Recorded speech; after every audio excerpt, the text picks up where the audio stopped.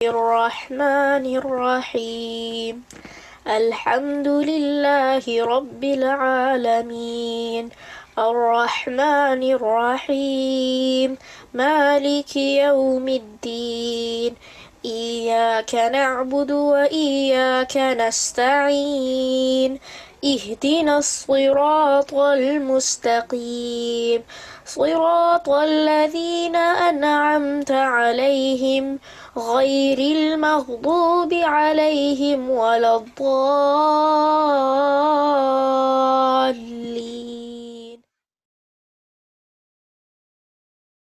نحمده ونصلي على رسوله الكريم اما بعد فاعوذ بالله من الشيطان الرجيم بسم الله الرحمن الرحيم رب اشرح لي صدري ويسر لي امري واحلل عقدة من لساني يفقهوا قولي ربنا زدنا علما اللهم فقهنا في الدين اللهم انا نسألك علما نافعا وعملا متقبلا ورزقا طيبا اللهم انفعنا بما علمتنا وعلمنا ما ينفعنا وزدنا علما اللهم وفقنا لما تحب وترضى اللهم صل على محمد وعلى آل محمد كما صليت على إبراهيم وعلى آل إبراهيم إنك حميد مجيد اللهم بارك على محمد وعلى آل محمد كما باركت على إبراهيم وعلى آل إبراهيم إنك حميد مجيد. میں اور آپ اپنی نیتوں کا جائزہ لیں گے. اللہم اجعل عملی کلہ صالحا واجعلہ لوجہک خالصا ولا تجعل لأحد فیہ شیئا. ہمیشہ آنے سے پہلے اپنی نیتوں کا جائزہ ضرور لیا کیجیے. کل بھی جو ہم اعمال پڑھ رہے تھے نا، تو اس میں جو ہم نے ایک عمل پڑھا تھا کہ اللہ کی چہرے کی خاطر، بس اسی کی نیت لے کر آ کے بیٹھا کیجیے اور اپنی نیتوں کو اپنے رب کے لیے خالص کیا کیجیے. الحمدللہ ہم تزکیے پہ بات کر رہے تھے کہ تزکیہ ہوتا کیا ہے، کیسے اس کا پروسیس اسٹارٹ ہوتا ہے، اور امام غزالی نے تزکیے کے بارے میں کیسے اس کے مراتب بتائے اور کیسے کیسے ہم اس پہ ورک کریں گے. لاسٹ کلاس میں جو چیز میں نے اور آپ نے دیکھی تھی، اس کے اندر جو لاسٹ بات میں نے اور آپ نے دیکھی تھی کہ اللہ تعالیٰ نے ہم سب کے اندر، جتنے بھی انسان ہیں ان کے اندر بیسیکلی کیا ہے کہ انگرین کر دیا ہے بدی اور نیکی کی بات کو، یعنی نفع اور نقصان کی بات کو، وہ بات جو کہ بری ہے اور وہ بات جو کہ اچھی ہے نا. یعنی انسان کو گندگی اور برائی کی پہچان ہے.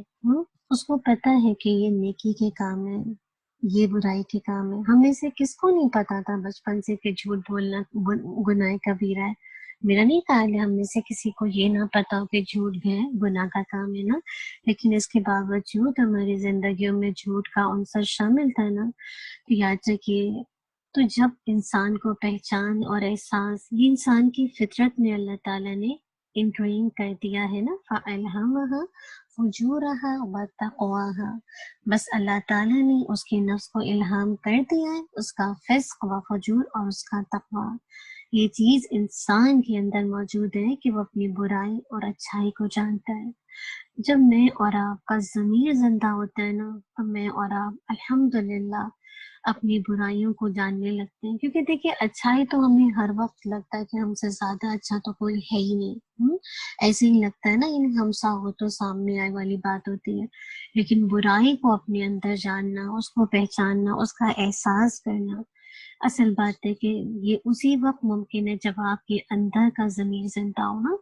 تو آج ہم انشاءاللہ آگے دیکھیں گے، جب اللہ تعالیٰ نے یہ چیز ہمارے اندر انگرین کر دی ہے، ہماری جینس میں رکھ دی ہے، تو آگے دیکھیں گے کہ کیسے اس میں ورک کیا جائے.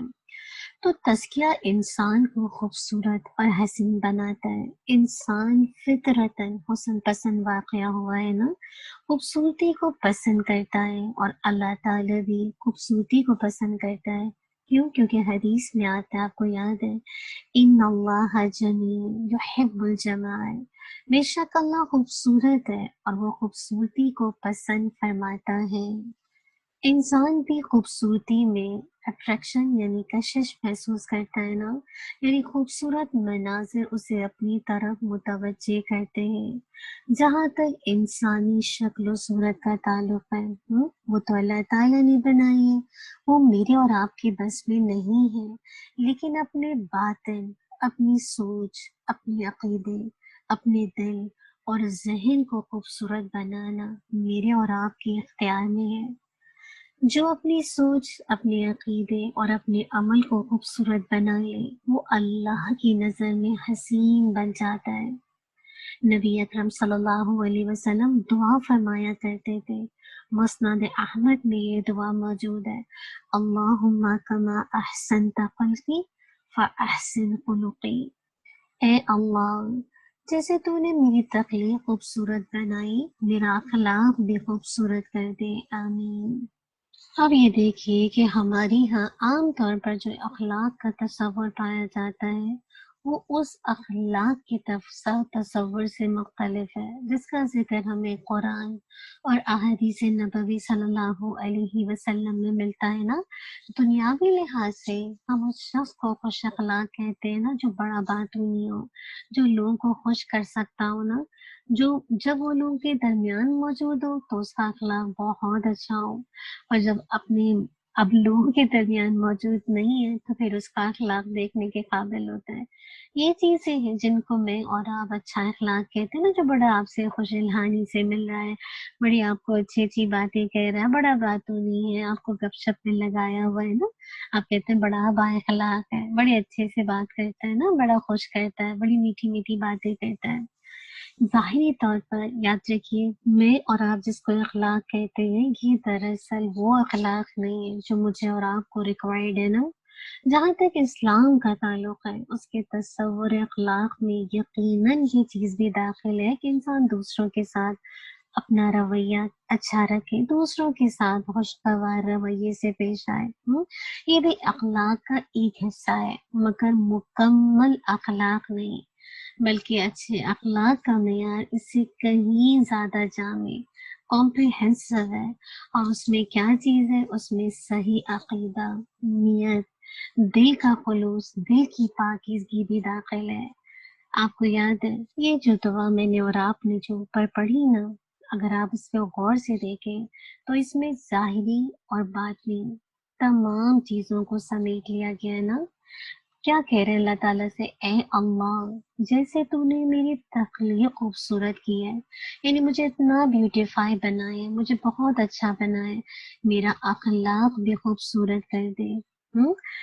اس کے اندر دونوں چیزیں آ گئی، ظاہر بھی آ گیا انسان کا، باطن بھی آ گیا، دل کی صفائی، سوچ کی صفائی، دوسروں کے ساتھ اچھا رویہ، اللہ کے ساتھ اچھا رویہ، دل کے اندر اخلاص اور خلوص ہو، انسان کی بناوٹ نہ ہو، دو رخاپن نہ ہو، دوسروں کے ساتھ تو اچھا بننے کے لیے منافقت نہ کرنا پڑے، بلکہ جیسا انسان ظاہر میں دوسروں کو بہتر نظر آ رہا ہے، دل کے اندر بھی وہ ویسا ہی ہو۔ یہ ہے دراصل اسلام میں اچھے اخلاق کا تصور۔ اور اللہ کی نبی صلی اللہ علیہ وسلم کے بارے میں تو خود قرآن نے گواہی دی ہے، وَإِنَّكَ لَعَلَىٰ خُلُقٍ عَظِيمٍ، القلم آیت نمبر 4۔ بے شک آپ صلی اللہ علیہ وسلم تو اخلاق کے اعلیٰ ترین درجے پر ہیں۔ اگر کوئی شخص دنیا اور دنیا والوں کی اصلاح کو اپنی زندگی کا مقصد بنانا چاہتا ہے تو اس کو کیا کرنا پڑے گا؟ تو اس کی بنیادی ضرورتوں میں سے ایک ضرورت کیا ہے؟ اچھا اخلاق ہے۔ تو ظاہر بات ہے کہ جب میں اور آپ الحمدللہ لوگوں کی اصلاح کا کام کریں گے تو میرا اور آپ کا اخلاق کیسا ہونا چاہیے؟ اچھا ہونا چاہیے نا۔ اگر انسان اچھا اخلاق اپنانا چاہتا ہے تو اس کے لیے کیا کرنا پڑے گا؟ برے اخلاق کو اپنی زندگی سے نکالنا ہوگا نا۔ جب تک آپ یہ دیکھیں کہ آ نہیں سکتا اچھا اخلاق جب تک کہ جو بری عادات ہے، برا اخلاق ہے، وہ آپ اپنی زندگی سے نہ نکالیں۔ تو ہم الحمدللہ اس کے لیے کچھ ذرائع ہیں، اور یہ جو ذریعہ ہے نا، یہی دراصل کیا ہے؟ تزکیہ۔ تزکیے کے دو شرائط جیسے میں نے آپ کو بتایا تھا نا، کہ پہلی شرط یہ ہے کہ اپنی اصلاح کا احساس ہو، اور دوسری شرط کے ذریعے کا حصول بھی ہو، جس سے میں اور آپ اپنا تزکیہ کر سکیں۔ یاد رکھیے تزکیے کا ذریعہ کیا کیا چیزیں، ذرائع کیا ہیں جس کے ذریعے سے میں اور آپ اپنا تزکیہ کر سکتے ہیں۔ نمبر 1، اللہ تعالیٰ کا کلام، جس کے ذریعے میں اور آپ اپنا تزکیہ کر سکتے ہیں، اپنے برے اخلاق کو نکال سکتے ہیں اور اچھی اخلاق کو اپنی زندگی کے اندر انگرین کر سکتے ہیں، انڈلج کر سکتے ہیں۔ دوسری چیز نبی صلی اللہ علیہ وسلم کے طور طریقے اور پاکیزہ۔ نمبر 3 کیا، پاکیزہ لوگوں کی پاکیزہ باتیں، ان کے کام، یعنی جو نیک لوگ ہوتے ہیں نا ان کے جو کام ہے اور ان کی باتیں۔ اور نمبر 4 جو نیک اور پاکیزہ لوگوں کی صحبت بھی، یعنی ان کے ساتھ رہنا، اس سے بھی انشاءاللہ انسان کا تزکیہ ہوتا ہے اور اس کی اصلاح ہوتی ہے۔ ان ذرائع سے پھر انسان اپنے اندر کی برائیوں کو دور کرتا ہے اور اپنی اچھائیوں کو، اپنی خوبیوں کو پروان چڑھاتا ہے، اور اس طرح سے انسان کو پاکیزگی حاصل ہوتی ہے۔ اب دیکھیے کسی بھی چیز کے اندر اس میں خوبصورتی کب آتی ہے، حسن کب آتا ہے، جب اس کے عیب کو دور کر دیا جائے اور اس کی خوبیوں کو نکھارا جائے نا۔ اگر کسی بھی چیز میں عیب موجود ہو، گندگی ہو، اور دوسری طرف کوئی خوبی بھی موجود ہو، تو آپ بتائیے آپ اس کو خوبصورت کہیں گے؟ یعنی ایک طرف تو اس کے اندر گندگی بھی ہے، اس کی عیوب اس کے اندر موجود ہے، اور دوسری طرف اس کے اندر خوبی بھی موجود ہے، تو ہم اس شے کو خوبصورت نہیں کہہ سکتے۔ کیسے؟ میں آپ کو مثال دیتی ہوں۔ کسی انسان سے بو آ رہی ہے نا، جیسے آپ بیٹھے ہیں کسی انسان کے پاس، اس سے آپ کو اسمیل آ رہی ہے، جسم پر مٹی کی تہ جمی ہوئی ہے، مراد ہے کہ جگہ جگہ سے بالوں پہ لگتا ہے کہ جگہ جگہ پر مٹی پڑی ہوئی ہے، بال بھی بڑے بکھرے ہوئے، ناخن بھی کٹے ہوئے نہیں ہیں، ناخنوں میں بھی میل جما ہوا ہے، دانت بھی برش نہیں ہے، پیلے پیلے سے نظر آ رہے ہیں، لباس بھی کافی میلا ہے۔ اب آپ سوچیے اتنا کچھ گندگی، لیکن ایک چیز کیا کہ اس نے لباس میں تو بہت گندگی ہے اور ظاہری حالیہ بھی بڑا گندا ہے، لیکن جو زیور پہنا ہے وہ بڑا ہی خوبصورت پہنا ہوا ہے، بہت ہی قیمتی اس نے خوشبو لگا لی، انتہائی جسے کہا جائے برانڈڈ اس نے شوز پہن لیا، تو سچ بتائیے میں اور آپ اس کو خوبصورت انسان کہیں گے؟ خود اپنے آپ سے پوچھتے جائیے، میں اور آپ اس کو خوبصورت نہیں کہہ سکتے۔ کیوں؟ چاہے وہ کتنا ہی خوبصورت زیور پہن لے، کتنا ہی برانڈڈ بہت ہی فیشنیبل شوز پہن لے، بہت ہی قیمتی پرفیوم لگائے لے، لیکن میں اور آپ اس کو خوبصورت نہیں کہہ سکتے۔ کیوں؟ کیونکہ اس کے بال بکھرے ہوئے ہیں، اس کے ناخنوں میں گندگی ہے، اس کے دانت پیلے ہیں، اس کے کپڑے میلے ہیں، اس کے جسم پر سے اسمیل آ رہی ہے، تو کیسے اس کو خوبصورت کہیں گے؟ سیم اسی طرح اگر کوئی گھر گندا ہو، اس میں سے اسمیل آ رہی ہو، بعض اوقات آپ صفائی نہیں کریں نا، چیزیں سڑتی رہتی ہیں، اور بعض اوقات اگر آپ کی کوئی چیز گری رہ جائے تو آپ دیکھیں کہ اس میں اکثر ہوتا ہے کہ چیونٹیاں یا اس طرح کے کیڑے مکوڑے آنا شروع ہو جاتے ہیں، اسپائڈرز بہت ہونا شروع ہو جاتے ہیں، صفائی نہ کریں نا، ایک خاص قسم کے بگ بھی جسے کہا جائے پھلوں پر بیٹھنا شروع ہو جاتے ہیں، اور پھر دیکھیے دیواروں پہ جالے لگے ہوں۔ اب دیکھیے نا ایک طرف کیا ہے، گھر میں اسمیل آ رہی ہے، کیڑے مکوڑے پڑ رہے ہیں، دیواروں پر جالے لگے ہوں، ٹھیک ہے، پھر آپ نے اور گھر میں بڑی مہنگی مہنگی آپ نے ڈیکوریشن پیسز رکھے ہوئے، اور ان ڈیکوریشن پیس پر بھی ڈھیروں مٹی پڑی ہے، یعنی گرد پڑی بھی، آپ نے صفائی نہیں کی، اب ایسے گھر کو آپ خوبصورت کہیں گے؟ سچ بتائیے۔ یاد رکھیے یہ زینت تو ہے، یعنی یہ جو ڈیکوریشن پیسز یہ تو بڑی زینت ہے، خوبصورتی ہے، مگر گھر خوبصورت نہیں۔ اس کے برعکس اگر آپ کسی گھر میں جائیں جو بالکل سادہ ہے، قیمتی اشیاء سے کوئی مزین نہیں، نہ ہی کسی طرح کی بہت خوبصورت جسے کہا جائے بہت برانڈڈ آرائش بھی نہیں کی گئی، لیکن وہاں بڑے اچھے سے صفائی ہے، سجاوٹ کے ساتھ، یعنی ایک تمیز کے ساتھ چیزیں سلیقے سے رکھی ہیں، تو آپ بتائیے آپ کیا کہیں گے اس گھر کو؟ کہیں گے نا کہ یہ گھر خوبصورت ہے، کہ جو چیزیں ہیں وہ طریقے سے اپنی جگہ پر رکھی ہیں، گھر بھی صاف ستھرا ہے، چمک رہا ہے، کیوں؟ کیونکہ ہر چیز اپنی جگہ پر کام کر رہی ہے، چاہے برانڈڈ نہیں ہے لیکن جو چیز ہے وہ سلیقے سے رکھی ہے۔ تو یاد رکھیے خوبصورتی کے لیے جب تک میں اور آپ اپنی برائیوں کو، اپنی گندگیوں کو دور نہیں کریں گے، خوبیاں میرے اور آپ کے اندر انگرین نہیں ہوں گی۔ تو یہ ایک طرح سے کیا ہے، سائملٹینیسلی پروسیس ہے نا، یعنی ساتھ ساتھ، یعنی برائیوں کو، گندگی کو نکالنا بھی ہے ساتھ ساتھ، اور ساتھ ساتھ خوبیوں کو اپنے اندر انڈلج بھی کرنا ہے۔ یہ ڈبل جو پروسیس ہے نا، یہ دراصل کیا ہے، تزکیہ، کہ بری خصلتوں کو اپنے آپ سے خالی کرنا ہے اور اچھی خصلتوں سے خود کو آراستہ کرنا ہے۔ برائیاں دور کی جائیں اور اچھائیوں کو اختیار کیا جائے، ان کو پروان چڑھایا جائے، ان کی حفاظت کی جائے، ان کو سسٹین کیا جائے۔ یہ دراصل تزکیے کا عمل ہے۔ اس پورے پروسیس کو تزکیے کا عمل کہتے ہیں۔ اور اس پورے پروسیس کے لیے مجھے اور آپ کو اللہ کی مدد اور اس کی رحمت کی ضرورت ہے۔ اسی لیے اللہ تعالیٰ نے فرمایا ہے نا، وَلَوْلَا فَضْلُ اللَّهِ عَلَيْكُمْ وَرَحْمَتُهُ مَا زَكَى مِنكُم مِّنْ أَحَدٍ أَبَدًا وَلَكِنَّ اللَّهَ يُزَكِّي مَن يَشَاءُ وَاللَّهُ سَمِيعٌ عَلِيمٌ۔ سورہ النور آیت 21۔ اے مسلمانوں، اگر اللہ کا فضل اور اس کی رحمت تم پر نہ ہوتی، کس کا فضل؟ اللہ کا فضل۔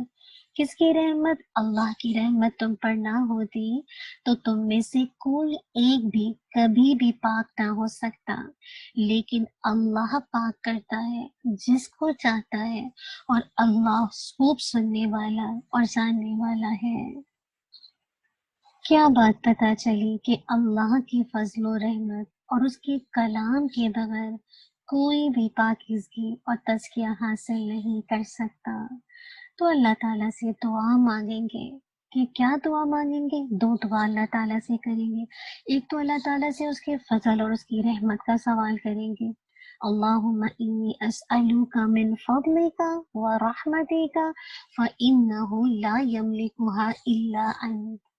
اور دوسری اللہ تعالیٰ سے دعا کرتے جائیں گے اپنے احسن اخلاق کے لیے۔ ایک تو پہلے ہم نے دعا دیکھی جو کہ آپ کو یاد ہی ہوگی، اور ایک دوسری دعا کنٹینیو اپنی نماز کا حصہ بنائیں گے، یا چلتے پھرتے اس دعا کو اپنی زندگی میں شعور کے ساتھ شامل کریں گے۔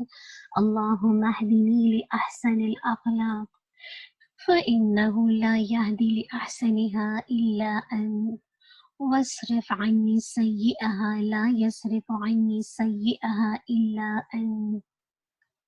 اے میرے اللہ، میری سب سے اچھے اخلاق کی طرف رہنمائی فرما۔ تیرے سوا اچھے اخلاق کی راہ کوئی نہیں دکھا سکتا، اور بری اخلاق کو مجھ سے دور کر دے، انہیں تیرے سوا مجھ سے کوئی اور دور نہیں کر سکتا۔ اللہ سبحانہ وتعالیٰ میرا اور آپ کا تزکیہ فرما دے۔ انشاءاللہ موو آن ہو جائیں گے اپنی کتاب رحمت للعالمین پر، اور اس دعا کے ساتھ کہ اللہ تعالیٰ مجھے اور آپ کو اپنے نبی صلی اللہ علیہ وسلم کی محبت عطا کر دے، اور ان کے نقش قدم پر چلنا آسان کر دے، اور ان کی اتباع اور اطاعت آسان کر دے، آمین۔ آج ہم جو چیپٹر پڑھیں گے وہ فضائلہ صلی اللہ علیہ وسلم فی ضوء التوراۃ، آپ صلی اللہ علیہ وسلم کے فضائل تورات شریف کی روشنی میں۔ تورات شریف میں آپ صلی اللہ علیہ وسلم کا اسم گرامی محمد رسول اللہ صلی اللہ علیہ وسلم، آپ صلی اللہ علیہ وسلم کی جائے پیدائش مکہ، اور آپ صلی اللہ علیہ وسلم کی جائے ہجرت طیبہ یعنی مدینہ منورہ، اور آپ صلی اللہ علیہ وسلم کی حکومت ملک شام تک بتائی گئی ہے۔ حضرت کعب رضی اللہ عنہ فرماتے ہیں، میں نے تورات میں لکھا ہوا پایا، محمد اللہ کی رسول ہوں گے، نہ تیز مزاج نہ تشرو، بازاروں میں شور و شغب کرنے والے، نہ برائی کا بدلہ برائی سے دینے والے، بلکہ معاف کرنے والے اور درگزر کرنے والے ہوں گے۔ ان کی امت بہت زیادہ حمد و ثنا کرنے والی ہوگی۔ اللہ ہمیں ایسا بنا دے، اور ہر جگہ وہ اللہ تعالیٰ کی حمد و ثنا بیان کریں گے۔ ہر اونچی جگہ پر چڑھتے ہوئے اللہ اکبر کہیں گے۔ میں اور آپ بھی سنتوں کو عام کریں کہ میں اور آپ بھی جب کبھی اونچائی پر چڑھیں تو اللہ اکبر کا اہتمام کریں۔ اپنے گھروں میں جب آپ اسٹیئر سے اوپر جا رہے ہو، اللہ اکبر کہتے ہوئے اپنے کمروں میں جائیں۔ آپ کو پتہ نا ہمارے گھر جب اوپر نیچے ہوتے ہیں نا، تو ایسے موقع پر اوپر چڑھتے ہوئے اللہ اکبر کا اہتمام کیجیے۔ ان کی تہبند پنڈلیوں تک ہوں گے۔ اپنے اعضاء کا وضو کریں گے، نماز اور قتال کے لیے ایک ہی طرح صف بنائیں گے۔ ان کا منادی یعنی مؤذن کھلے فضا میں اذان دے گا۔ آدھی رات کے وقت ان کے اذکار کی آواز شہد کی مکھیوں کی طرح آہستہ ہوگی۔ اس رسول کی جائے پیدائش مکہ ہوگی، جائے ہجرت طابہ یعنی مدینہ منورہ ہوگی، اور اس کی حکومت کی سرحدیں شام تک پہنچے گی۔ اسے دارمی نے روایت کیا ہے۔ یہاں پہ جو یاد رکھنے کی بات ہے وہ یہ کہ آپ صلی اللہ علیہ وسلم کی حیات طیبہ میں تبوک تک کا جو علاقہ تھا وہ فتح ہوا تھا، جو اس وقت ملک شام کی سرحد میں واقع تھا، اور ملک شام رومی سلطنت کا حصہ تھا۔ تو آپ دیکھیے یہ ساری پیشن گوئی ان کی کتاب تورات میں موجود تھی نا، اس کی باوجود دیکھیے کتنے لوگ ایمان لائے۔ تورات شریف میں اللہ کے نبی رسول صلی اللہ علیہ وسلم کی بعض صفات بھی بیان کی گئی ہیں۔ حضرت عبداللہ بن عمر بن عاص رضی اللہ عنہ سے تورات شریف میں رسول اللہ صلی اللہ علیہ وسلم کے ذکر خیر کے بارے میں پوچھا گیا تو انہوں نے فرمایا واللہ رسول اللہ صلی اللہ علیہ وسلم کی بعض وہی صفات تورات میں مذکور ہیں جو قرآن مجید میں مذکور ہیں، یعنی اے نبی ہم نے تجھے شاہد، مبشر، نذیر اور امیوں کو جہنم سے بچانے والا بنا کر بھیجا ہے۔ تو میرا بندہ اور رسول ہے، میں نے تیرا نام متوکل رکھا ہے، تیز مزاج، نہ سخت روح، مزاروں میں شور و شغب مچانے والا، نہ برائی کا بدلہ برائی سے دینے والا بلکہ معاف کرنے والا اور درگزر کرنے والا۔ اللہ تعالیٰ اس وقت تک اس کی روح قبض نہیں فرمائے گا جب تک وہ گمراہ لوگوں کو سیدھی راہ پر نہ لے آئے۔ اللہ اکبر۔ اور لوگ کہنے لگے کیا لا الہ الا اللہ، اس کلمے کے ذریعے وہ لوگوں کی بند آنکھیں کھول دے گا، بہرے کانوں تک آواز پہنچا دے گا، اور دلوں پر چڑھے غلاف اتار دے گا۔ میں اور آپ کتنی پہلے یہ کلمہ پڑھ چکے ہیں نا اپنی پیدائش کے فوراً بعد، لیکن آج سمجھ آتا ہے کہ اس کلمے کا مطلب کیا ہے نا، ہمیشہ بے شعوری زندگی گزار دی۔ اب جب سمجھ آیا ہے نا تو بس اس کلمے کو تھام لیجیے۔ میزان میں وزنی نہیں کی ہے، سب سے وزنی نہیں کی۔ آپ کو دورہ قرآن میں حدیث بھی بتائی تھی نا، انسان ہلاک ہونے کو جا رہا ہوگا نا، کیونکہ اس کو ہر طرف اپنے گناہ نظر آئیں گے، اور ایک پڑھنے میں اللہ تعالیٰ اس کاغذ کو مانگیں گے جس میں اس کے اندر لا الہ الا اللہ لکھا ہوگا، اور اس کو دوسرے پڑھنے میں ڈال دیا جائے گا، اور سارے گناہ جسے گاجا اوپر ہو جائیں گے، اور اس کا یعنی اس کلمے کا وزن اتنا بھاری ہو جائے گا۔ اللہ تعالیٰ ہم سب کو شعور سے اس کلمے کا حق ادا کرنے والا بنائے کہ توحید راست کر سکے اپنی زندگی میں، اللہ کی ضرورت کو محسوس کرے اپنی زندگی میں، اور شعور کے ساتھ کلمے کا اہتمام کرنے والے بن جائے۔ آمین۔ آگے دیکھتے ہیں فضائلہ فی ضوء السنہ، آپ صلی اللہ علیہ وسلم کے فضائل احادیث کی روشنی میں۔ آپ صلی اللہ علیہ وسلم ساری مخلوق میں سے اعلیٰ و افضل ہیں۔ حضرت ابو ذر رضی اللہ عنہ کہتے ہیں ہم نے عرض کیا یا رسول اللہ صلی اللہ علیہ وسلم آپ کو کیسے پتا چلا کہ آپ نبی ہیں؟ اللہ اکبر۔ کل یہ سوال تھا نا، دیکھیے آج جواب ملے گا۔ آپ صلی اللہ علیہ وسلم نے ارشاد فرمایا جب تک مجھے آگاہ نہیں کیا گیا تب تک مجھے اس بات کا علم نہیں تھا۔ کیا بات پتہ چلی کہ آپ عالم الغیب نہیں تھے جب تک کہ اللہ تعالیٰ نے آپ کو وحی کے ذریعے نہیں بتایا۔ آپ کو پتہ ہی نہیں تھا؟ میں بطحا مکہ کی ایک جانب تھا کہ میرے پاس دو فرشتے آئے۔ ان میں سے ایک نے کہا کیا یہ وہی شخص ہے جس کے پاس جانے کا ہمیں حکم دیا گیا ہے؟ تب ان میں سے ایک فرشتے نے کہا ہاں، اسے ایک آدمی کے ساتھ وزن کرو۔ پس مجھے ایک آدمی کے ساتھ تولا گیا، میں اس پر غالب آ گیا۔ فرشتے نے کہا اسے 10 آدمیوں کے ساتھ وزن کرو۔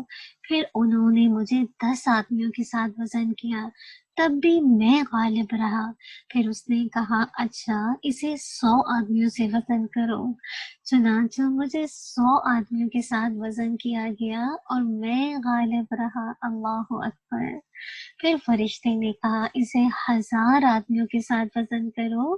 چنانچہ میرا 1000 آدمیوں کے ساتھ وزن کیا گیا، میں پھر بھی غالب رہا۔ اللہ اکبر کبیرہ والحمد للہ کثیرا وسبحان اللہ بکرۃ وعصیلا۔ تب ان دونوں میں سے ایک نے دوسرے سے کہا کہ اگر اس کا ساری امت سے وزن کیا جائے تب بھی یہ غالب رہے گا۔ اسے بازار نے روایت کیا ہے۔ سوچئے اللہ کی نبی صلی اللہ علیہ وسلم، کتنی آپ کی امت ہے نا، آپ کے کتنے لوگ آپ کے امتی ہیں جو آپ کی جسے کہا جائے بوست کے بعد پیدا ہوئے۔ مراد ہے کہ آپ کو نبوت ملنے کے بعد آپ کی امت کا حصہ بنے۔ سارے کے مقابلے میں اللہ کے نبی، ایک اللہ کے نبی سب پر غالب ہے۔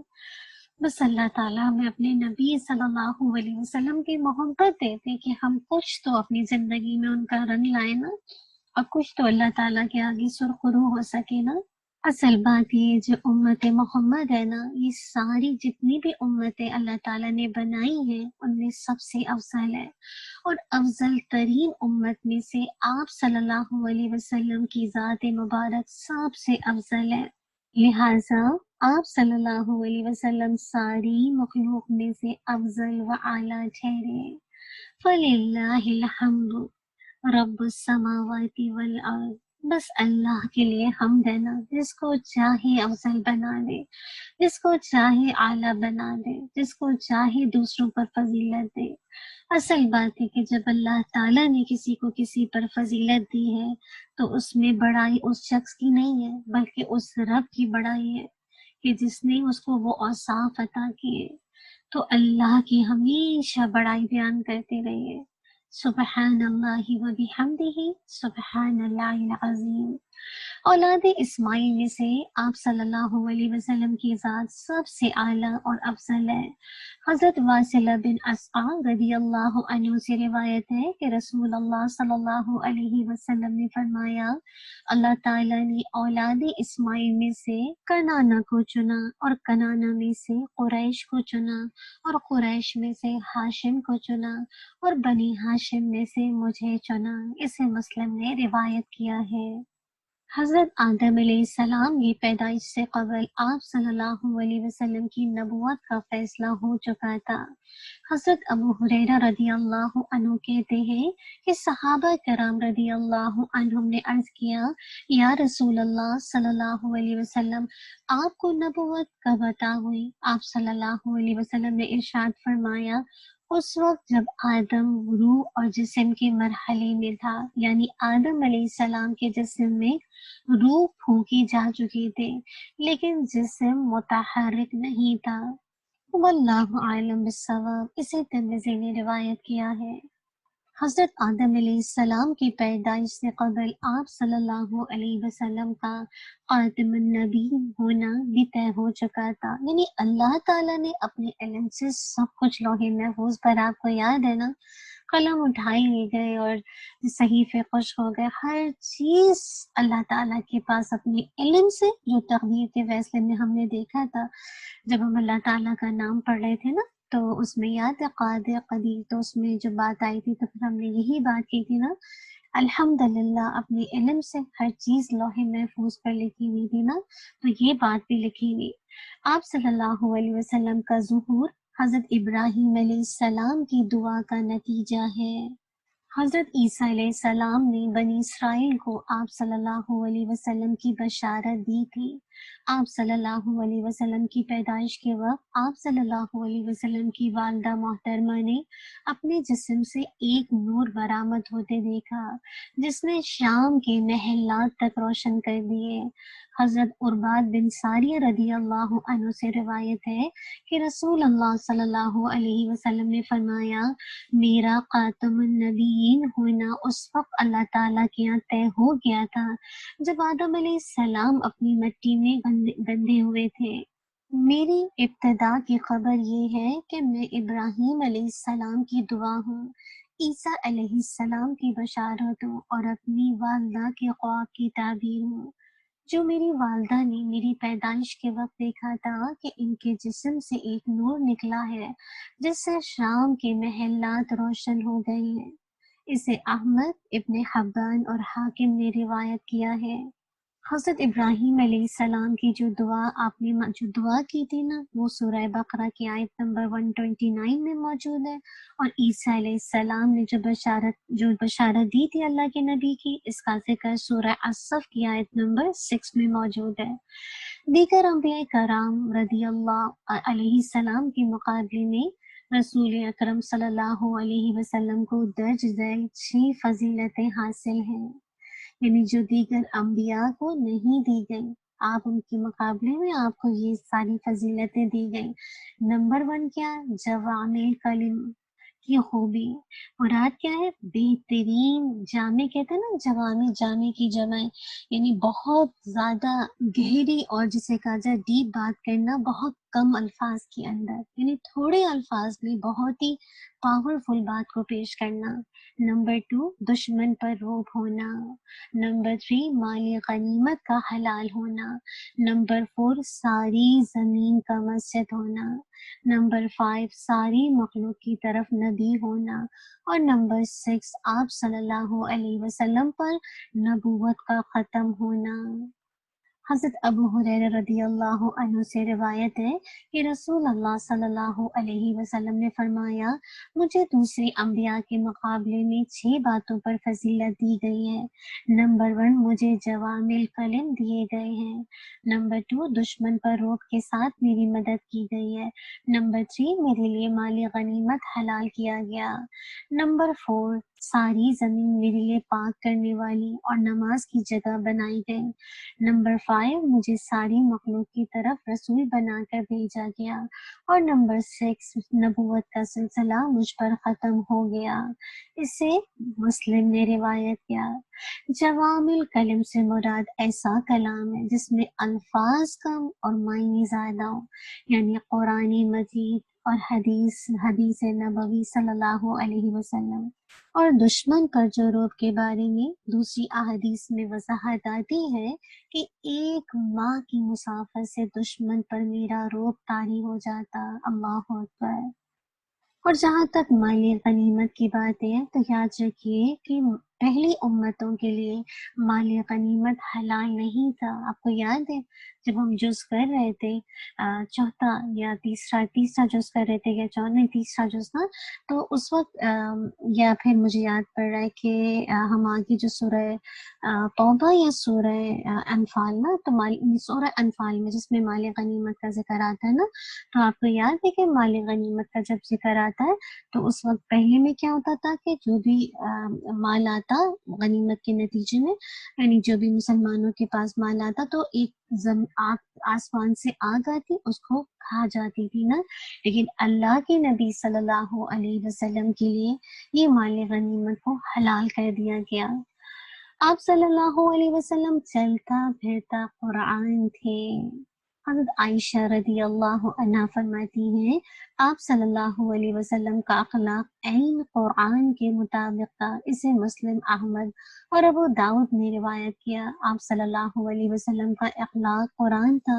اس کا مطلب یہ کہ قرآن مجید نے جن باتوں کا حکم دیا اس پر سب سے زیادہ عمل کرنے والے آپ صلی اللہ علیہ وسلم تھے، اور جن باتوں سے قرآن مجید نے منع فرمایا ہے ان باتوں سے سب سب سے زیادہ دور رہنے والے آپ صلی اللہ علیہ وسلم تھے۔ اللہ تعالیٰ ہمیں بھی ایسا ہی کرنے والا بنا دے جیسے اللہ کے نبی صلی اللہ علیہ وسلم کرنے والے تھے۔ رسول اکرم صلی اللہ علیہ وسلم تمام لوگوں میں سے اعلیٰ اور افضل اخلاق کے مالک تھے۔ حضرت ابو ہریرہ رضی اللہ عنہ کہتے ہیں کہ رسول اللہ صلی اللہ علیہ وسلم نے فرمایا، بے شک میں صالح اخلاق کی تکمیل کے لیے بھیجا گیا ہوں۔ اسے احمد نے روایت کیا۔ قیامت کے روز رسول اللہ صلی اللہ علیہ وسلم سب سے زیادہ نورانی اور سب سے زیادہ اونچے ممبر پر جلوہ افروز ہوں گے۔ حضرت انس بن مالک رضی اللہ عنہ کہتے ہیں، رسول اللہ صلی اللہ علیہ وسلم نے فرمایا، قیامت کے روز ہر نبی کے لیے نور کا ایک ممبر ہوگا اور میں سب سے بلند اور سب سے زیادہ نورانی ممبر پر بیٹھوں گا۔ اسے ابن حبان نے روایت کیا۔ قیامت کے روز تمام اولاد آدم کفار سمیت آپ صلی اللہ علیہ وسلم کو اپنا سردار تسلیم کرے گی۔ قیامت کے روز حمد کا جھنڈا آپ صلی اللہ علیہ وسلم کے ہاتھ میں ہوگا اور تمام انبیاء آپ صلی اللہ علیہ وسلم کے جھنڈے کے نیچے ہوں گے۔ حضرت ابو سعید رضی اللہ عنہ کہتے ہیں، رسول اللہ صلی اللہ علیہ وسلم نے فرمایا، میں قیامت کے روز اولاد آدم کا سردار ہوں گا اور میں یہ بات کسی فخر کے بغیر کہہ رہا ہوں۔ میرے ہاتھ میں حمد کا جھنڈا ہوگا اور میں یہ بات کسی فخر کے بغیر حقیقت کے طور پر کہہ رہا ہوں، اور آدم علیہ السلام سمیت تمام انبیاء میرے جھنڈے کے نیچے ہوں گے، اور قیامت کے روز سب سے پہلے میری قبر کھلے گی۔ میں یہ بات فخر کے طور پر نہیں بلکہ حقیقت کے طور پر بیان کر رہا ہوں۔ اسے ترمذی نے روایت کیا۔ قیامت کے روز رسول اکرم صلی اللہ علیہ وسلم تمام انبیاء کے قائد، تمام انبیاء کے نمائندے اور تمام انبیاء علیہ السلام کی سفارشی ہوں گے۔ حضرت ابی کعب رضی اللہ عنہ سے روایت ہے کہ رسول اللہ صلی اللہ علیہ وسلم نے فرمایا، قیامت کے روز میں تمام انبیاء کا امام، ان کا نمائندہ، ان کی سفارش کرنے والا ہوں گا۔ یہ بات کسی فخر کے بغیر کہہ رہا ہوں، محض ایک مسلمہ حقیقت کے طور پر۔ اسے ترمذی نے روایت کیا۔ آپ صلی اللہ علیہ وسلم کے حوض مبارک پر پانی پینے والوں کی تعداد سب سے زیادہ ہوگی۔ حضرت سمرہ رضی اللہ عنہ کہتے ہیں، رسول اللہ صلی اللہ علیہ وسلم نے فرمایا، ہر نبی کے لیے ایک حوض ہے اور تمام انبیاء آپس میں ایک دوسرے پر فخر کریں گے۔ کسی کے حوض پر پانی پینے والے زیادہ آتے ہیں اور میں رکھتا ہوں، یعنی میں امید رکھتا ہوں کہ میرے حوض پر آنے والے سب سے زیادہ ہوں گے۔ اسے ترمذی نے روایت کیا۔ قیامت کے روز آپ صلی اللہ علیہ وسلم کے امتیوں کی تعداد سب سے زیادہ ہوگی۔ سب سے پہلے رسول اکرم صلی اللہ علیہ وسلم جنت میں داخل ہوں گے۔ حضرت انس بن مالک رضی اللہ عنہ کہتے ہیں، رسول اللہ صلی اللہ علیہ وسلم نے فرمایا، قیامت کے روز سب سے زیادہ امتی میرے ہوں گے اور میں سب سے پہلے جنت کا دروازہ کھٹکھٹاؤں گا۔ اسے مسلم نے روایت کیا۔ دعا کیجیے کہ اللہ کے نبی کا ساتھ ہمیں بھی نصیب ہو جائے نا۔ قیامت کے روز سب سے پہلے سفارش کی اجازت حضرت محمد صلی اللہ علیہ وسلم کو ملے گی اور سب سے پہلے آپ صلی اللہ علیہ وسلم ہی کی سفارش قبول کی جائے گی۔ حضرت ابو ہریرہ رضی اللہ عنہ کہتے ہیں، رسول اللہ صلی اللہ علیہ وسلم نے فرمایا، قیامت کے روز میں اولاد آدم کا سردار ہوں گا۔ سب سے پہلے میری قبر شق ہوگی اور سب سے پہلے میں سفارش کروں گا اور سب سے پہلے میری سفارش قبول کی جائے گی۔ اسے مسلم نے روایت کیا۔ اگر موسیٰ علیہ السلام دنیا میں تشریف لے آئیں تو وہ بھی حضرت محمد صلی اللہ علیہ وسلم کے امتی بن کر دنیا میں رہیں گے۔ حضرت جابر رضی اللہ عنہ سے روایت کرتے ہیں، رسول اکرم صلی اللہ علیہ وسلم نے ارشاد فرمایا، اس ذات کی قسم جس کے ہاتھ میں محمد صلی اللہ علیہ وسلم کی جان ہے، اگر آج موسیٰ علیہ السلام تشریف لے آئیں اور تم لوگ میری بجائے ان کی اتباع شروع کر دو تو سیدھی راہ سے گمراہ ہو جاؤ گے، اور اگر موسیٰ علیہ السلام زندہ ہوتے اور میری نبوت کا زمانہ پاتے تو وہ بھی میری ہی اتباع کرتے۔ اسے دارمی نے روایت کیا۔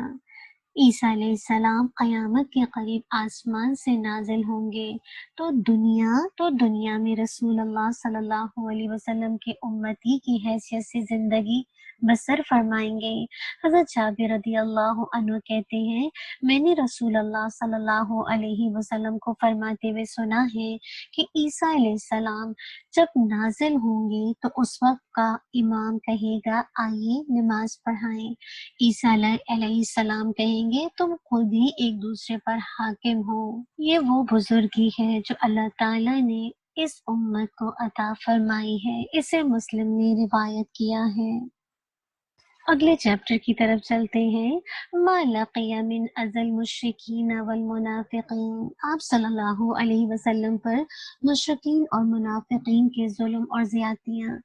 علانیہ دعوت کے پہلے خطبے میں آپ صلی اللہ علیہ وسلم کے چچا ابو لہب نے یہ کہہ کر آپ صلی اللہ علیہ وسلم کی سخت توہین اور گستاخی کی، اللہ کرے تیرے ہاتھ ٹوٹ جائیں۔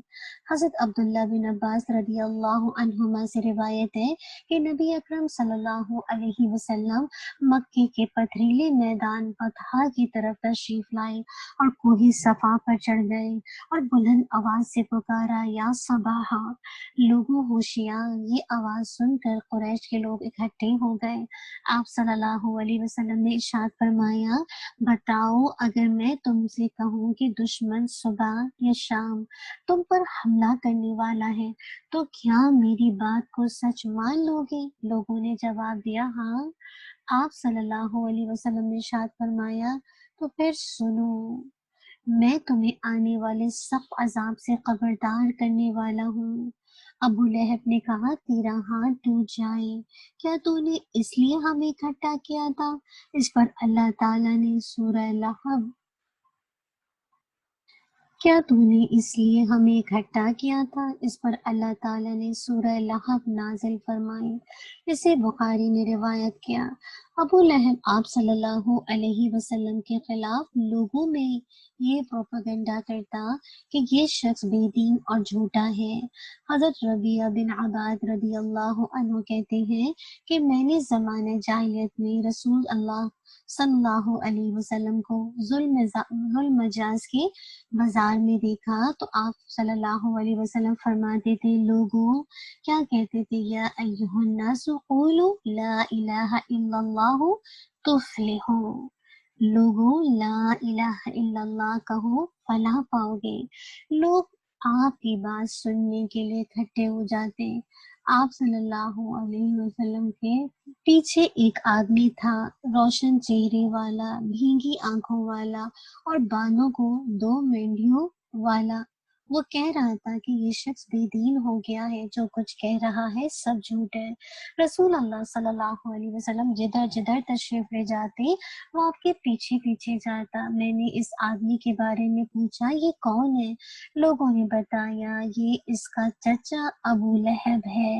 اسے احمد نے روایت کیا ہے۔ فترۃ الوحی کے زمانے میں، فترۃ الوحی کیا ہوتی ہے؟ بیسیکلی وحی کا سلسلہ تھوڑے ٹائم کے لیے رک جانا نا، اس کی طرف اشارہ ہے۔ تو ابو لہب کی جو بیوی آپ صلی اللہ علیہ وسلم کو تانا دیتی کہ تیرے شیطان نے تجھے چھوڑ دیا ہے۔ حضرت جندب بن سفیان رضی اللہ عنہ کہتے ہیں، رسول اکرم صلی اللہ علیہ وسلم بیمار ہو گئے اور 2 یا 3 رات تہجد کے لیے نہ اٹھ سکے۔ نہ ایک ہمسائی عورت ابو لہب کی بیوی ابو سفیان کی بہن عورہ بنت حرب آئی اور کہنے لگی، محمد صلی اللہ علیہ وسلم، میرا خیال ہے تیرے شیطان یعنی جبریل علیہ السلام نے تجھے چھوڑ دیا ہے، 2 یا 3 راتوں سے وہ تیرے پاس نہیں آیا۔ اس پر اللہ تعالیٰ نے یہ آیت نازل فرمائی، وَالضُّحَىٰ وَاللَّيْلِ إِذَا سَجَىٰ مَا وَدَّعَكَ رَبُّكَ وَمَا قَلَىٰ قسم ہے چاش کے وقت کی اور رات کی جب چھا جائے، تیرے رب نے نہ تجھے چھوڑا اور نہ ناراض ہوا۔ اسے بخاری نے روایت کیا۔ ابو لہب کی بیوی ام جمیل رسول اللہ صلی اللہ علیہ وسلم کو مارنے کے لیے نوکدار پتھر لے کر آئی، لیکن اللہ تعالیٰ نے آپ صلی اللہ علیہ وسلم کو محفوظ فرما لیا۔ حضرت اسما بنت ابی بکر رضی اللہ عنہا کہتی ہیں جب سورہ لہب نازل ہوئی تو بھینگی عورت ام جمیل بنت حرب ہاتھ میں نوکیلا پتھر لیے ہوئے چیختی چلاتی یہ کہتے ہوئے آئی، ہم نے مذمم کا انکار کیا، اس کے دین سے الگ ہوئے اور اس کے حکم کی نافرمانی کی۔ رسول اللہ صلی اللہ علیہ وسلم مسجد حرام میں حضرت ابو بکر صدیق رضی اللہ عنہ کے ساتھ تشریف فرماتے۔ حضرت ابو بکر رضی اللہ عنہ نے دیکھا تو کہا، یا رسول اللہ صلی اللہ علیہ وسلم، یہ آ رہی ہے، مجھے ڈر ہے یہ آپ کو دیکھ کر کوئی بدتمیزی نہ کرے۔ رسول اللہ صلی اللہ علیہ وسلم نے فرمایا، یہ مجھے ہرگز نہیں دیکھ سکے گی۔ پھر آپ صلی اللہ علیہ وسلم نے اس سے بچنے کے لیے قرآن مجید کی تلاوت شروع کر دی۔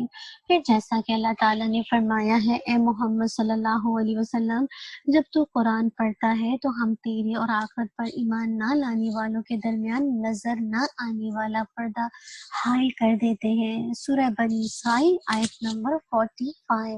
ام جمیل آئی اور حضرت ابوبکر صدیق رضی اللہ عنہ کے پاس آ کر کھڑی ہو گئی، لیکن رسول اللہ صلی اللہ علیہ وسلم کو نہ دیکھ سکی۔ کہنے لگی، ابو بکر، مجھے پتا چلا ہے کہ تیرے دوست نے میری حجب کی ہے۔ حضرت ابو بکر صدیق رضی اللہ عنہ نے فرمایا، اس گھر کے رب کی قسم انہوں نے تیری حجب نہیں کی۔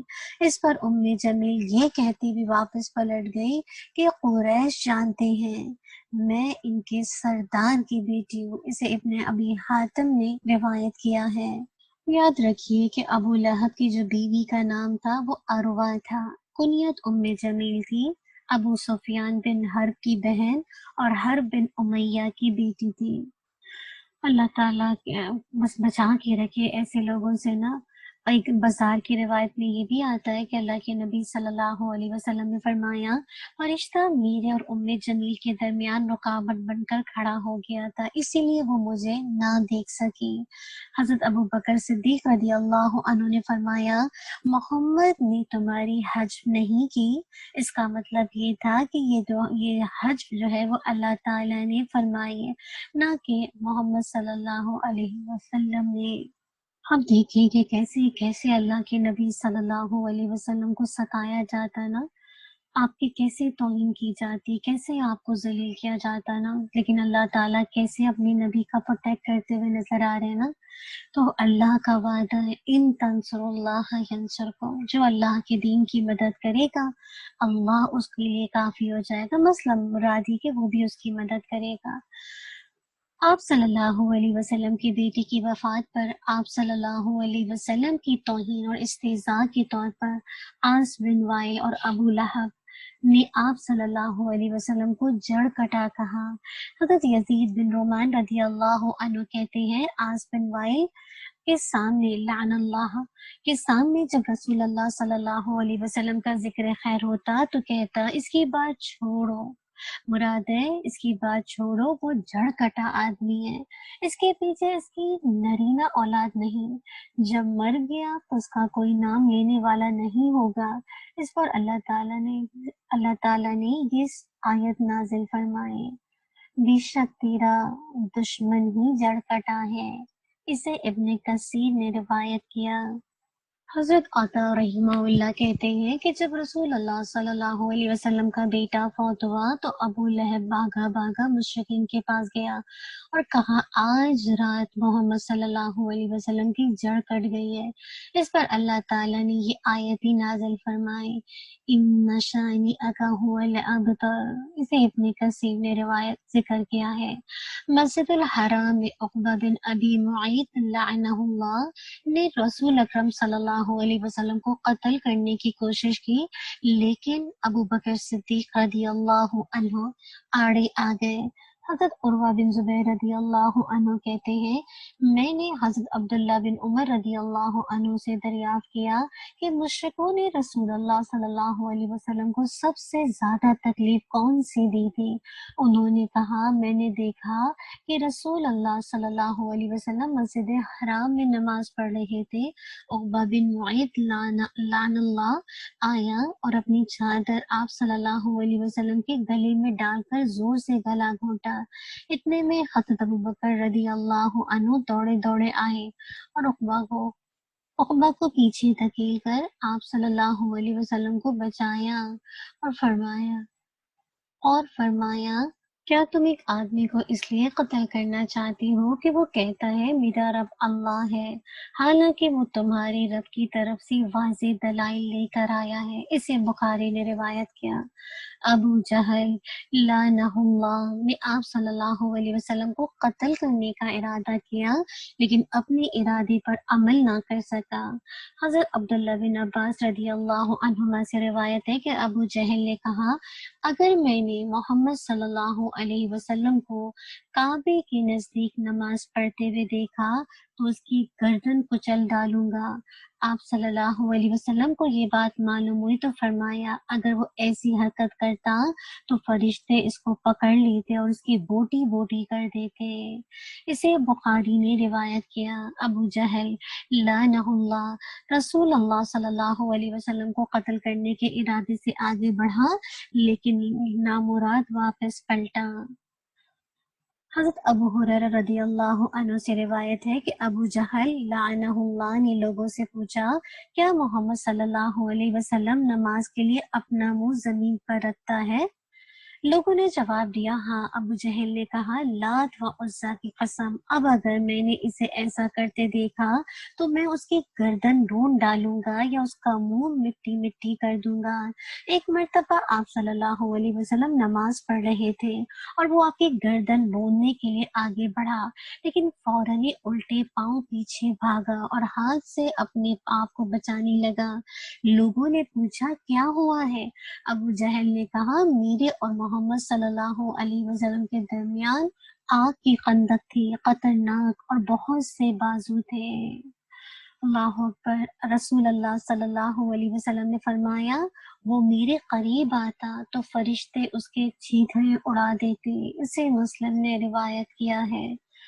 کیسے اللہ تعالیٰ مدد کرتا ہے نا۔ ابو جہل لعنہ اللہ نے رسول اکرم صلی اللہ علیہ وسلم کا سر مبارک دوران نماز پتھر سے کچلنے کی کوشش کی لیکن اللہ تعالیٰ نے آپ صلی اللہ علیہ وسلم کو بچا لیا۔ حضرت عبداللہ بن عباس رضی اللہ عنہما سے روایت ہے کہ ایک مرتبہ ابو جہل بن حشام نے قریش مکہ سے کہا کہ تم دیکھ رہے ہو کہ محمد ہمارے دین میں عیب چینی، ابا و اجداد کی گستاخی، ہماری عقلوں کی برائی اور ہمارے معبودوں کو گالیاں دینے سے باز نہیں آ رہا، لہٰذا میں اللہ سے عہد کرتا ہوں کہ کل ایک پتھر لے کر بیٹھوں گا اور جب وہ دوران نماز میں سجدہ کرے گا تو اس کا سر کچل دوں گا، اس کے بعد بنو عبد بناف جو چاہے کرے۔ جب صبح ہوئی تو ابو جہل لعنہ اللہ نے ایک پتھر لیا اور رسول اللہ صلی اللہ علیہ وسلم کی آمد کے انتظار میں بیٹھ گیا۔ رسول اللہ صلی اللہ علیہ وسلم حسب معمول تشریف لائے اور نماز کے لیے کھڑے ہو گئے۔ قریش مکہ بھی اپنی اپنی مجالس میں آ کر بیٹھ چکے تھے اور ابو جہل کی کارروائی دیکھنے کے منتظر تھے۔ رسول اللہ صلی اللہ علیہ وسلم نے جب سجدہ کیا تو ابو جہل پتھر اٹھا کر آگے بڑھا۔ جب آپ صلی اللہ علیہ وسلم کے قریب ہوا تو بونچکا سا ہو کر واپس پلٹا۔ اس کا رنگ اڑا ہوا تھا اور اس قدر مرعوب تھا کہ اس کے دونوں ہاتھ پتھر پر جم کے رہ گئے۔ اس نے بمشکل پتھر پھینکا۔ قریشی سردار بھاگے بھاگے آئے اور پوچھا ابو الحکم کیا ہوا ہے؟ ابو جہل کہنے لگا کل والی بات پر عمل کرنے کے لیے جب میں کھڑا ہوا اور محمد صلی اللہ علیہ وسلم کے قریب گیا تو ایک سانڈ نما اونٹ میرے سامنے آ گیا۔ واللہ میں نے آج تک کسی اونٹ کو ایسی کھوپڑی، ایسی گردن اور ایسے دانت نہیں دیکھے جیسے اس کے تھے اور وہ مجھے کھانا چاہتا تھا۔ اسے بہقی نے روایت کیا ہے۔ آپ دیکھیے کہ کیسے اللہ تعالیٰ اپنی نبی صلی اللہ علیہ وسلم کی مدد فرماتے ہیں نا۔ تو بس بات ساری وہی ہے کہ اللہ کا وعدہ ہے، اللہ ہر انسان کی مدد کرے گا جو اللہ کے لیے اپنی آپ کو خالص کر لے اور اس کے دین کی مدد کرے۔ اللہ تعالیٰ میرے اور آپ کی آسانی کرے۔ کہیں پر اس سیشن کو روکیں گے، دل تو نہیں چاہتا، دل چاہتا ہے سنتے رہیں اور دیکھیں تو کہ کیا کیا اللہ کے نبی صلی اللہ علیہ وسلم پر آزمائشیں آئیں، کتنا کچھ ظلم ہوا صرف ایک لا الہ الا اللہ کہنے پر، کتنی کتنی اذیتیں، گالیاں دی گئی، آپ کو کیا کچھ نہیں، برے الفاظ سے جسے کہا جائے برے الفاظ آپ کو کہے گئے، لیکن آپ صلی اللہ علیہ وسلم نے اس کے باوجود جو کرنے کا کام ہے وہ نہیں چھوڑا۔ اللہ مجھے اور آپ کو اللہ کے نبی کی اتباع اور اطاعت کرنے والا بنا دے، آمین۔ موو آن ہو جائیں گے ان اعمال کی طرف جو مجھے اور آپ کو جنت میں لے کر جائیں گے۔ آج کا جو پہلا عمل ہے وہ کیا ہے؟ جس نے سچے دل سے لا الہ الا اللہ پڑھا۔